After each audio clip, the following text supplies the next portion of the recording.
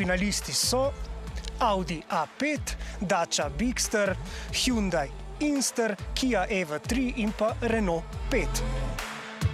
Audi A5 je zagotovo tisti model, ki nam je letos zelo prirasel k srcu. Predvsem zaradi voznih lastnosti, pa seveda tudi kar se tiče asistenčnih sistemov. Na splošno pa bi lahko dodali tudi, da nam je bil zelo všeč Q6 e-tron.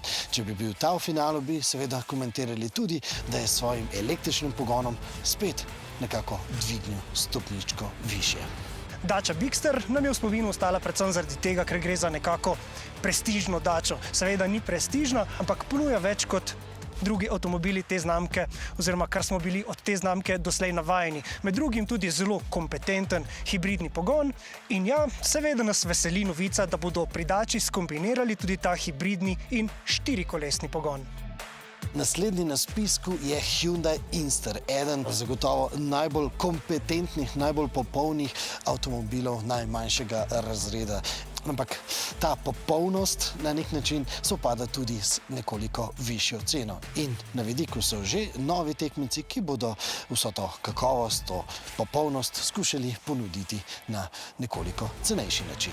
Kaj pa Kia EV3? To je zelo učinkovit, pa tudi razmeroma prostoren električni avto, kar pa je glavna razlika od njegovih dveh električnih konkurentov v letošnjem finalu. To je lahko tudi brez dvoma prvi avto pri hiši. No, zagotovo tega ne moremo reči za zvezdo leta 2025, se pravi Renault 5. O tem avtu se je zares veliko govorilo, dejansko je vlekel poglede, kamorkoli se je pripeljal. Seveda, Renault ima že na vidiku tudi katrco, pa seveda tudi Twingota, tako da val, ki ga je sprožil Renault 5, se dejansko kar nadaljuje.